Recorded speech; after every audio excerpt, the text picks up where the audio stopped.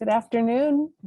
Happy fall. It really feels like fall today. I'm Wendy Goldberg. I'm the Executive Director of Tri-Faith, and I'm so grateful that you're here for this conversation with Rabbi Stoller. To give you a bit of background, we have just come away from the Jewish season of awe and the conversation that we had last with Cantor Alexander about that.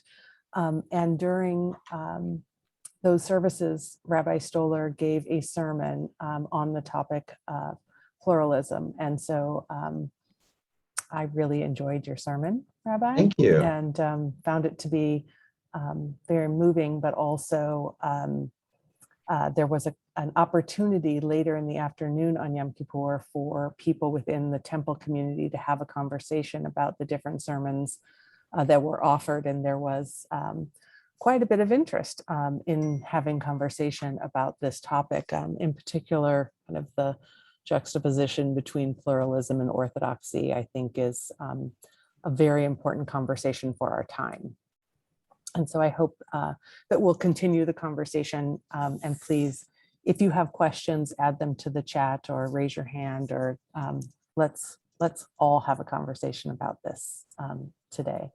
But we'll start with just a little bit of teaching to make sure that we're all on the same place. So my first question to you, Rabbi, is kind of in your decision to preach about this. Can you talk about that decision and kind of the background for us of the preparation that you did in thinking about that, and why it felt like an important topic to share with a day that is one of your largest audiences? Mm-hmm.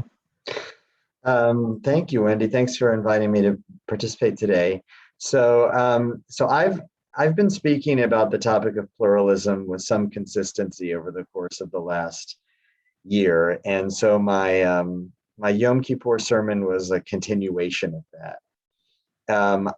I am a strong believer in pluralism. Pluralism is core to Reform Judaism, to Judaism generally, and to Reform Judaism as well. Just so that we all kind of know what we're talking about when I say pluralism, I define it as the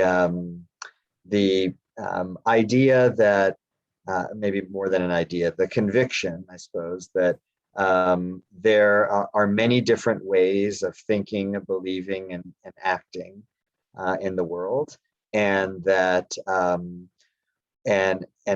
we have a responsibility. That a pluralist looks at the many different ways of thinking and says, they don't all necessarily work for me, but I can respect the fact that others think, believe, and act differently from the way I do, and that's okay. I don't have to endorse or subscribe to their opinion in order to respect the fact that they hold it, and to respect them as human beings. And I believe that a pluralistic environment is a strong, rich, spiritually, intellectually rich environment, and one that I certainly want to be part of. So pluralism is really a central value, I think, in Judaism generally, going all the way back to the rabbinic literature, the Talmud, in the ancient world. And it's certainly core to Reform Judaism, which is the part of the branch of Judaism that I'm a part of. We believe there are lots of different ways to practice Judaism and to think, to believe about God and Torah and Israel, and to live out our principles. And no one way is correct or better than another. They're just different. And we try to create a pluralistic community where everybody can feel welcome in the tent. I chose to preach about this, and I have chosen to preach about it over the course of the year in particular, because I think we are at a particularly unpluralistic moment in American society. And I think that I think that poses a very grave threat to the health of our society and to our country. I think the insistence on orthodoxy, which is the opposite of pluralism. Orthodoxy means that there's one correct way. One correct way to think or believe or act, and by definition, then other ways are not correct. And I think that in our general kind of in our political discourse, surely, and I don't know, it feels like in a lot of areas of life that we're just in a very kind of orthodox mood in American life these days, with everybody kind of insisting that their way of thinking is the right way. And if you don't subscribe to it, you are not only incorrect, but evil. And I feel like that is corroding the foundation of American life and making us a more callous and a society, a less caring society, a society driven by hatred and animosity. And I think that's manifesting itself in lots of different ways in our lives. So I feel as a rabbi who has a pulpit to speak about the state of our spiritual, emotional, intellectual, social well-being, I feel like this is a grave social ill that needs to be tackled. In your sermon, you differentiated between the word orthodoxy and capital O orthodoxy in Judaism. Could you speak a bit to that here? Mm-hmm. So orthodoxy with a lowercase o is a kind of way of seeing things. Orthodoxy means, as I said a second ago, one correct belief, orthodoxy, correct belief. So that it's important to distinguish that from Orthodox Judaism with a capital O, which is the name of a denomination like Presbyterian or Lutheran.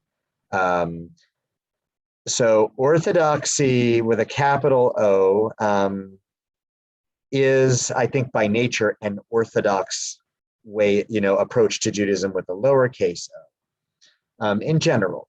But that does not mean that that all Orthodox Jews or all Orthodox congregations or thinkers are Orthodox. In fact, that's definitely not the case. I have colleagues and friends in the Orthodox world who are quite pluralistic. In fact, this morning, I for now more than 10 years, 11 or 12 years, I have an Orthodox rabbi friend who I study with once a week. We've been doing it for 10, 12 years. And Thursday's our day, and we studied this morning. He's an Orthodox rabbi, but he's a pluralist in the sense of he certainly affirms my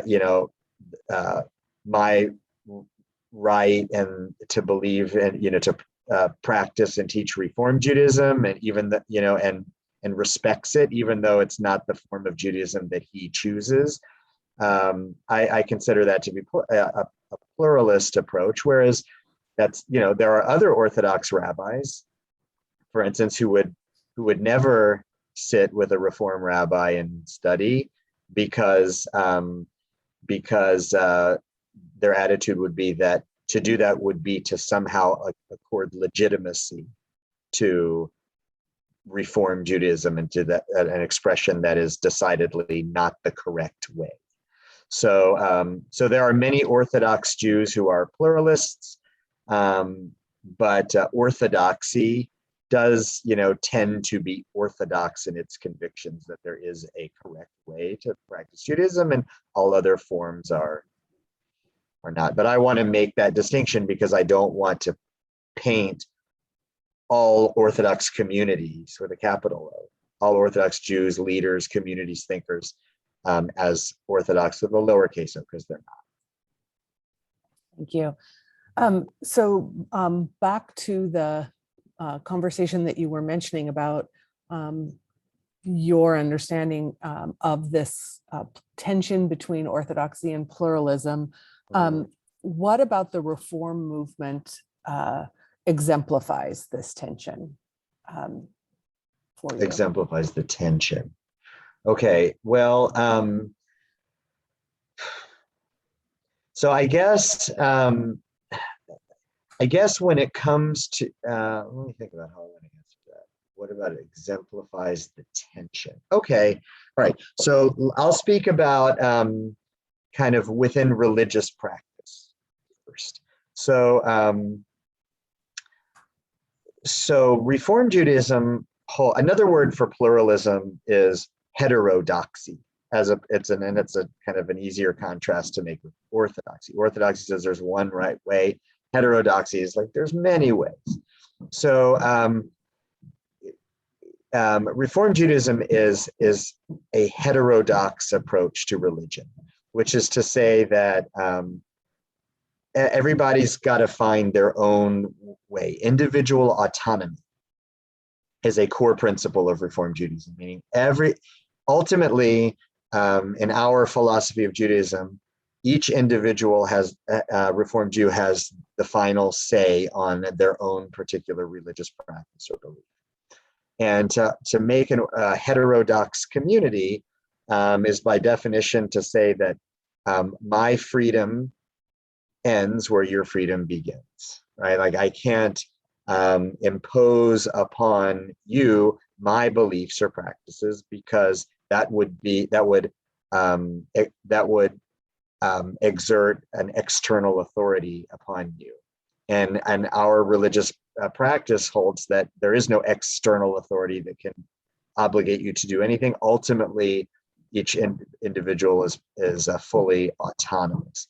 So in Reform congregations, for instance, each member of the congregation may believe differently, may practice differently religiously, and that's wonderful. I think there tensions do emerge, though, where even Reform Judaism has orthodox impulses with a lowercase o. So I guess maybe the touchstone in that tension in Reform congregations is kashrut. Kashrut is the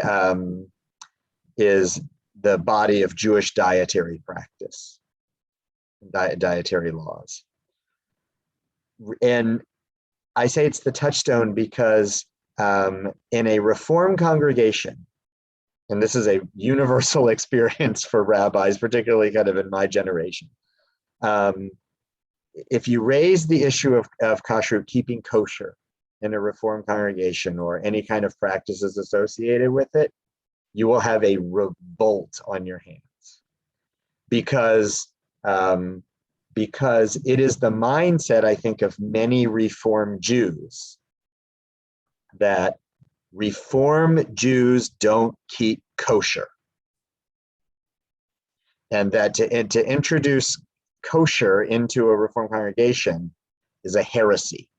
That is, you just don't do that. Okay, that to me is an example, and that's where the pluralism / heterodoxy of nature of Reform Judaism clashes with the orthodoxy of the folk mindset. The theory and the reality clash, because in theory, in a heterodox pluralist congregation, we should say that some of us choose not to keep kosher, others of us choose to keep kosher, and that's wonderful. To each his own, and we need to facilitate that kind of practice for everybody, whatever their practice is. Whereas on the realist, the non-theory side, there are many Reform Jews who find the idea of kashrut in a Reform congregation to be offensive and against Reform principles, Reform history and such going, and there's a lot there. And you have to navigate that. And I have been in that situation as a rabbi, and it's tough. We Reform Jews can definitely be orthodox about our Reform, traditions. Mm. That's great. I welcome anyone, as I said earlier, to add questions in the chat or raise their hands. Well, Jeremy's just adding one right here. Do you see religiously pluralistic mindset as scripturally derived? Right. And that kind of feeds Yeah, into in my next Judaism. question, in terms of, are there any points in scripture that you could point to that speak to this? I don't think of it in scriptural terms. I think the charter for pluralism in Judaism is found in the Talmud. The Talmud is a quite large set of volumes of rabbinic teachings about, kind of expounding the Torah and arguing and debating points that are kind of arise from the scripture but are not necessarily directly related. It's the for those of you who aren't familiar with the Talmud, I think of an analogy is with American law. You have a constitution, and for American law, we have the Constitution. And if you just read the Constitution, you have like a very bare bones, broad sketch of what America is is about. But if you just read the Constitution, you won't really know very much about American life. What you have to understand is all of the court decisions and so forth that come after it, that expound the Constitution and really build the whole framework for how we live in America. So in Judaism, the scripture, the Torah, is like the Constitution, and the Talmud is like the court decisions, that really tell us about what Judaism is about. And the nature of the Talmud is debate and give and take discourse. It is a multivocal text. The ethos of the Talmud is that dozens and dozens and hundreds, I don't know, countless sages are arguing back and forth with each other over every bit of minutia that you can imagine, and trying to arrive at better understandings of things. What's cool about the Talmud is that in many, many, many instances, maybe in most instances, the Talmud doesn't reach conclusions to its debates. It leaves it open. It's only later in Jewish literature that then there's a move to kind of try to create definitive,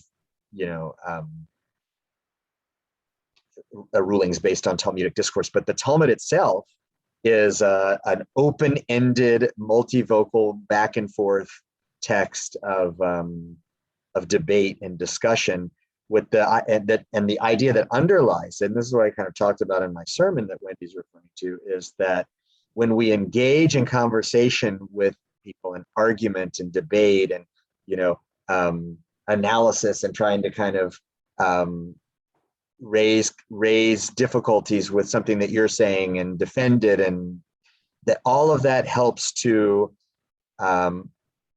us to arrive at better understandings of the world.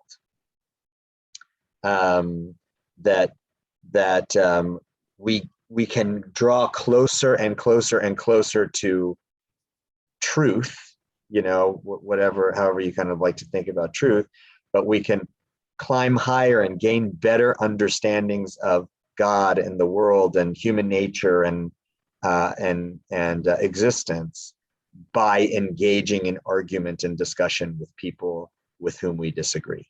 That's what the Talmud is all about. And, there's a kind of a funny, quip that we in the Jewish community will make. You get two Jews in a room and you'll have three opinions. That ties all the way back to the Talmud. The Talmud is is the basis for that, the ethic of Jews arguing and debating and having lots and lots of different opinions. And so the Talmud is a pluralistic text. Unfortunately, and this is kind of a point of interesting study and scholarship of Jewish literature, legal literature, is that over time, or even in Judaism, and Jewish rabbis and scholars who are heirs to the Talmud and revere the Talmud as a sacred text, over time, the impulse to orthodoxy with a lowercase o is so strong that that over time, as I said, these sages of law start to write what codes of law. Codes say, like, in very clear bullet points, like, this is what you do here, this is what you do here, this is what you do here, right? Taking the multivocal Talmud and trying to distill it into just one way. And I think that the history of kind of Jewish intellectual development in that way illustrates the tension that exists in lots of areas of life between pluralism and the strong impulse to orthodoxy. Why? Because we as human beings, I think, want to know what's the right answer. There has to be a right way, as opposed to the other ways which are not right. Think about that, like in your life, whether in outside of religious life. I think, like, we as human beings almost have orthodoxy in our bones. Pluralism, sounds great, but it's really hard to maintain because pluralism is very messy. It requires that you have to live with this kind of tension. You have to live with the reality that, hey, like, Wendy and I may just vehemently disagree about something, and you know what? That's okay. And it's not only a live and let live, but actually to say that, okay, I have something to learn from Wendy precisely because she believes something that sounds terrible to me and goes against everything that I believe. And the pluralist calls to say, okay, yes, sit down with Wendy, bring her to your table, engage her with the belief that you have something to learn from her, that she has a little piece of truth that can help me gain a better understanding of things.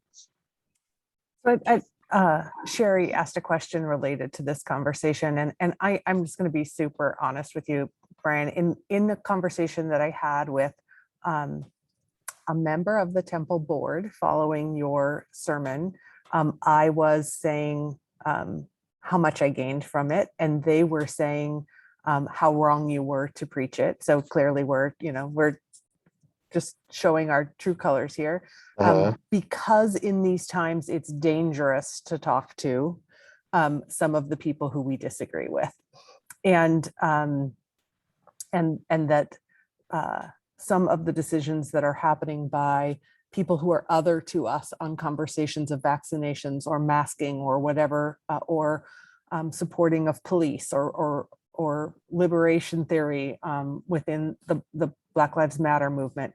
What do you have to say to those who are perhaps even backing into a corner with their own orthodoxy, thinking of themselves as pluralists in this political context?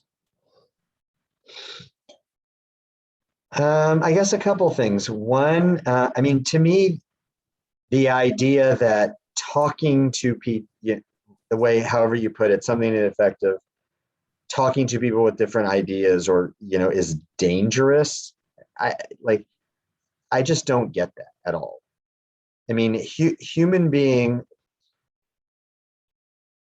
I don't see how engaging with ideas is dangerous. To me, pluralism and engaging with ideas that run counter to what you believe, I think is only dangerous or threatening if the foundation of what you believe is weak and fragile. I mean, to engage with them doesn't mean that you have to agree with them. But if you encounter another person as a human being, I just feel you can. I don't know. I just feel like we can always learn. There's something beneath the surface of a particular, belief or argument or whatever that opens an insight into that human being. That I used in that sermon. I see Sherry is wanting to raise a question. I'll take it just a second, Sherry. But one thing I want to say is that in the sermon that I gave at Yom Kippur, I drew on this teaching from Judaism and then expounded by a contemporary scholar.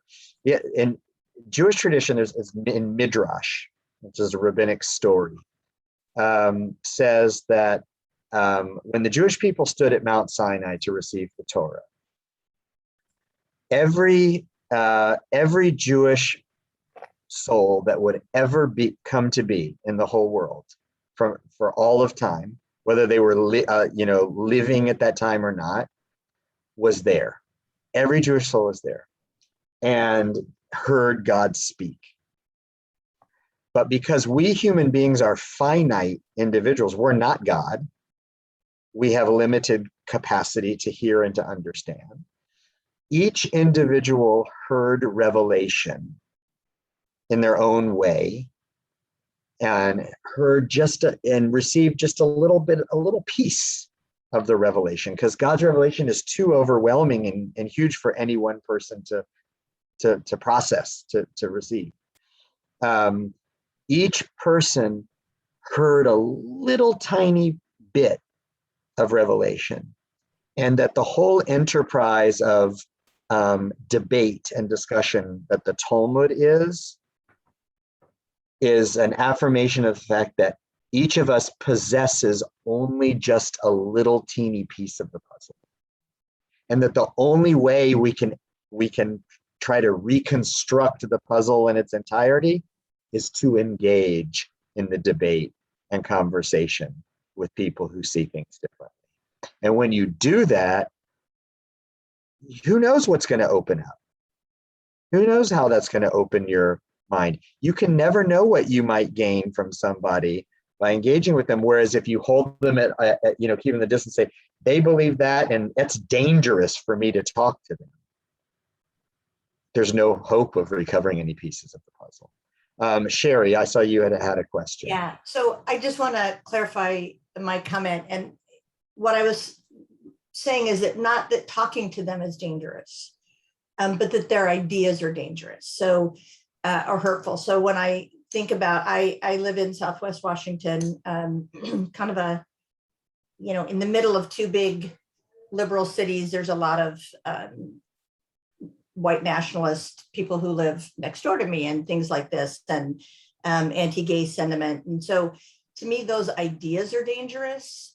But I don't feel like talking to them would be dangerous, but I think their ideas and their beliefs are dangerous. And that's where I get into the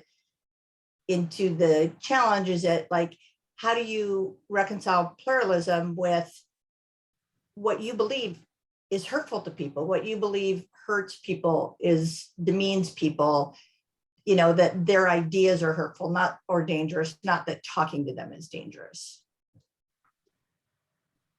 Because in this setting, in tri-faith, there's not, I don't think that anybody else in the, in the Muslim community, the Christian community, want to hurt me or want to think that as a woman I'm less than, or that as a gay person is less than, or a Black person is less than. But that's not the community that I live in. And so those are the things that concern me. Their ideas where they would want to harm folks because of who they are. Right. Well, so in the sermon that I gave, I talked about, I quoted this psychologist, Jonathan Haidt, H-A-I-D-T. He wrote a book called The Righteous Mind. and it's about, I forget the subtitle, it's something like why good people disagree over politics and religion or something like that. And he's a moral psychologist, and it's a fascinating book. Anyway, I quoted from him. He talks about empathy, that the key to understanding other people and kind of bridging, reconciliation in society and so forth is empathy. And he says empathy is the antidote to self-righteousness. Because we can all get like very self-righteous and saying like, the way I see it is good and like makes the world great, and the way that this person sees it is dangerous and is going to make the world terrible. Like, you just have to recognize, like, I get it that you think that, and like that's fine, but I think you also have to recognize that that is also a self-righteous statement. That's the definition of self-righteousness, right? I am right, they are not. Okay, so Jonathan Haidt says empathy is the antidote to self-righteousness. Empathy is about sincerely and intentionally trying to see the things, the question, whatever it is, from the other person's perspective. Okay, that means you have to affirm their dignity as a human being and recognize that what they think may strike you as just so horrible, but you have to sit with that and also say, but they're also a human being. Let me try to see if I can talk to them and see things from their perspective. Doesn't mean that I have to agree with it, but Haidt says that if we can genuinely practice empathy, then and he says the only way to change minds really is to practice empathy. And he says, and if you genuinely do it, then you never know how your mind and heart might open in the process. Because think about, like, so we had last night in our high school program at Temple Israel, we had this kind of organic, or very interesting conversation emerged amongst the teens. So our teen leader had done this great program where he drew a map of the city of Omaha with like masked with tape, like duct tape on the floor, and he kind of asked each of these teens to stand in a different section representing a different neighborhood, and he gave them each of them like a slip of paper with some information about their neighborhood where they were standing, and he was asking questions about kind of, what do you notice about what's different, these different neighborhoods, and what do you notice about how, like, when you move from east to west in Omaha, the kids were remarking about different things they were seeing, like there's more parks, or there's less, grocery stores, or whatever, they were highlighting all these things. And a conversation emerged amongst the teens about schools. And one of the kids said that he had noticed as you move west in Omaha, he said, better schools. And another one of the teens said, well, why do you say they're better? And he said, well, because of the ratings. And then the other teen said, well, does ratings mean that a school is better? Does a better rating mean that a school is better? And then the other teen said, well, and not only that, but resources. And then the teen said, well, do you mean that a school that has more resources is a better school? And then the other teen said, well, I'm a special needs student, and when I moved to Omaha, I started in one school, but I transferred to this different one because they had a more special education resources for a student like me. Okay, So, and it was just a long back and forth about it. But what I thought was interesting about it was that there was pretty passionate disagreement, I mean, between these teens. One was speaking from a standpoint of a teen who attends a school in the eastern part of the city. And another one was a teen who attends a school in the western part of the city. And they were talking about what makes schools better. And they were both coming from their own personal narratives of their experiences. Like on the surface, you know, somebody might say, well, somebody who says that schools are better, you know, in richer areas, that's classist, or that's, you know, racist or whatever. And say that I don't want to talk to that kid because he's dangerous, because he's a racist, because he thinks the school that he goes to is better. But when you actually talk with him, it's like, no, that's not what he's saying. He's speaking from personal experience about, you know, as a special education student, and the kinds of resources that they're able to provide for him to learn better. And that's, to him, what makes the school better. Whereas the other student was speaking from the standpoint of, you know, attending a school in the eastern part of the city where there's more diverse ethnic diversity and economic diversity. And that student was able to talk about why, from their standpoint, that makes the school better. So what I took, to me, that was a great pluralist experience, because what I took away from it is you have like position A and position B. And if you just reduce people to the position that they hold, well, you don't really know very much about them. You think you do. And you can say like what they represent is dangerous or stupid or whatever. But when you engage with conversation with them, you realize that people have reasons for seeing things the way they do. And when you talk with them, you can learn from it. It doesn't mean they're right or wrong, or that you're going to agree or disagree, but you can gain more insight into the texture of a human being and the texture of human experience. And that, to me, those are building blocks of truth. And that's not dangerous. That's helpful. Thank you. Nasser, can you perhaps open your mic and video and join us in the conversation about your question? Are you able to do that? Yes. You know, my wife is on another Zoom, and you can hear her voice. You're okay. We got you. Can you hear her? Yeah. Or? No, we can hear you. You're great. Okay. It's crazy with Zooms and everything. But anyway, yeah, thank you very much for the presentation talking about pluralism. We try in our ethics course to bring in the religious perspectives of different religious groups. And I've always been intrigued in terms of, you know, considering all the different kind of sects of Judaism, and I'll talk about Reform and Orthodoxy. How is this kind of discussion with being pluralistic, looking at some of the ethical dilemmas that come in the healthcare system, such as abortion, organ transplantation, gene therapy, all these issues that might come up with modern medicine? Thank you. And Nasser teaches at Creighton in Okay. the School of Pharmacology, right? Thank you for the question, Yeah. Nasser. How does pluralism come into? I'm not sure. I don't know. I'm not sure I understand the question.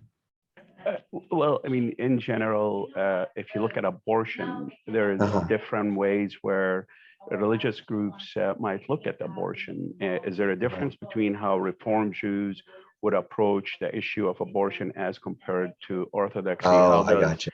Thinking about that, gene therapy, organ donation, I know in the Islamic tradition, it took many years for Islamic scholars to make a decision on organ donation and set the kind of requirements for that. And sadly, some religious people might say the wrong thing, like in Egypt. Some well-known religious scholars said, how could you give something that is not yours? And organ donation in Egypt dropped drastically just by that one comment by a religious scholar. So Again, how do different religious denominations within the Judaism look at these things, and how flexible are they with some of these issues?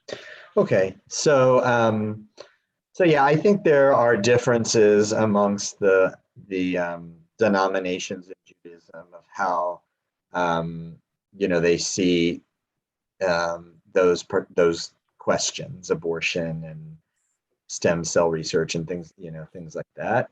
I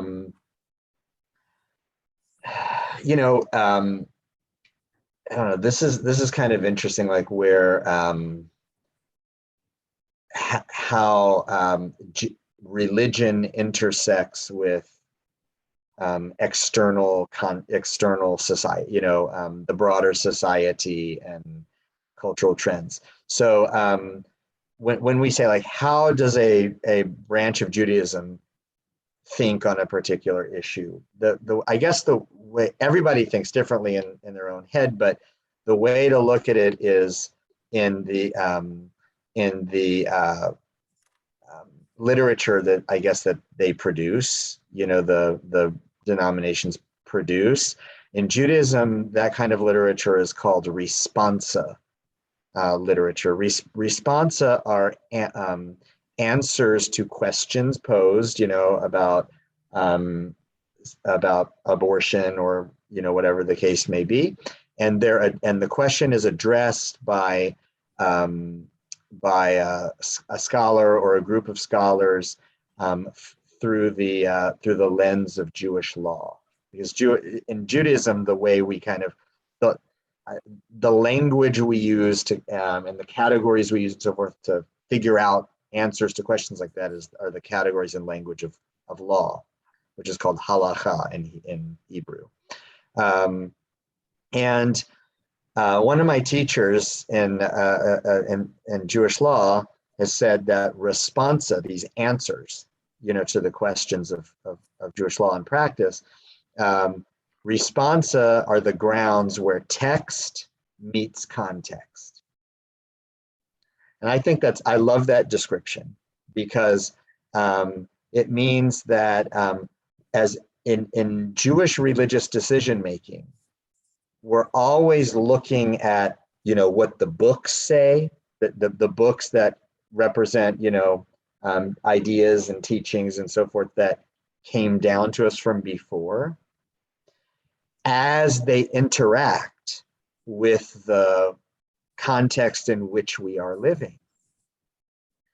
And when you add the variable of, everybody can read the same books, but when you add the variable of context to it, then that's where you get the differentiation in terms of how different kind of branches see things, because people experience their context differently. I would say Reform Jews, the Judaism that I represent, it tends to be, have a liberal disposition, to kind of living in the world, a liberal kind of progressive mindset, according lots of value to modern ideas and kind of a progressive outlook on life, whereas other maybe orthodoxy with a capital O is less liberal in its general approach to the modern context, accords much more authority to the books and what came down from before than to the contemporary evolution and changing ideas of social norms and everything. So that manifests in how the different denominations answer questions like things about medical technology. Reform Jews would tend to be kind of more liberal on those questions, and Orthodox Jews would tend to be more conservative. And that's not only a function of their politics, it's a function of how religion how tradition and modernity intersect in their philosophies of the world. Thank you. Someplace between Mark's comment that he's thanking you for, and in the context of this conversation being hosted by Tri-Faith, what has the Tri-Faith experiment brought into question or clarity for you on this topic of the value of religious pluralism in particular? So Tri-Faith for me has been really impactful. And I think it ties back to what I was saying before in response to Sherry about, entering into conversation with people who see things differently and believe differently, and understanding kind of where they're coming from in the world and the experiences that they live, and how that can change me and the way I think. So I'll just give one example that it's coming to my mind at the moment. So, and it also ties in actually with text meeting context too. Before coming to Omaha, I was a rabbi in Chicago, and the landscape, the Jewish life in Chicago is different from Jewish life in Omaha. There's many more Jews in Chicago than there are in Omaha. I was as a rabbi in Chicago, I was asked by the senior rabbi that I worked for to kind of articulate my stance on officiating interfaith weddings. And so I wrote a responsum, like I was describing before, and I published it in the professional journal for the Reform Rabbinate. And I talked about in that paper that saying that I would officiate interfaith weddings between Jews and non-Jews, but only within certain parameters that I had. There were certain conditions that would need to be met for me to do that, and I practiced that while I was a rabbi in Chicago, and found that if a couple came to me and they didn't meet the criteria, I could easily refer them to somebody else who could help them. Being here in Omaha and being part of Tri-Faith has changed my view on that, and has led me to a more open approach, I would say, to the question of interfaith marriage, because in being part of Tri-Faith, I've had the opportunity to get to know Christians and Muslims and understand their religious convictions and the way they see things and practice in ways that I just didn't have before. And I understand being in Omaha, which is, as I said, it's a different landscape of Jewish life, and understand kind of, I understand just the experience of being Jewish or being Muslim, in particular in a community like Omaha, and how that some of the challenges that presents, and how that manifests, and in the people that we encounter and fall in love with and want to marry and whatnot. And I have come to a point now where I feel that it's much more important than I used to think for a rabbi to officiate interfaith marriages. I guess I was asked even to officiate a wedding between a Jew and a Muslim, and to co-officiate it with an imam. And that was something that in the paper that I published, I said I would not do. But because of my encounter with my experience with tri-faith and just getting to know Muslims and understanding the Muslim community, and where I just didn't have that knowledge before, I wanted to do it. Unfortunately, the date didn't work out for me, but I was prepared to do that, and I was excited to do it because I have become more pluralist religiously as a result of being part of tri-faith. Thank It you. seems to me when I think about tri-faith and the beauty of tri-faith, it's that there are no stupid questions. Everybody is willing to talk to everybody about anything they want to talk about. And I just keep thinking, I sure wish we could somehow multiply that and take that out to a broader audience, or even to children, to just learn from people like we've been talking about today. It's just an amazing experience being involved in tri-faith. We're glad you're here. Thank you for that. Thank you. That's a good way to energize my day. Thank you. I appreciate it.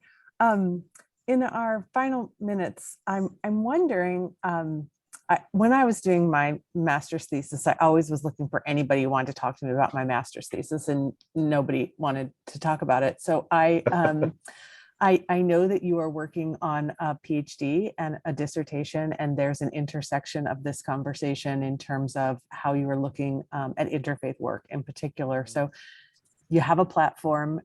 Do us a little bit of grace in teaching us about how what you're learning about for that process, and if there's an intersection with the conversation that we're having today. Thank you, Wendy. Yeah, I do think there is an intersection with it, actually. So my dissertation research is on the portrayal of Christians and Christianity in 19th century German Orthodox legal responsa. And That's I was a describing, mouthful, Brian. Yeah, I know. I have to tell us figure what out that a way even to shorten it. Tell us But what those that means. So responsa, remember I was saying before, those are the Jewish legal opinions about matters of practice and whatnot. And I'm looking at responsa that were written by German Orthodox rabbis in the 19th century.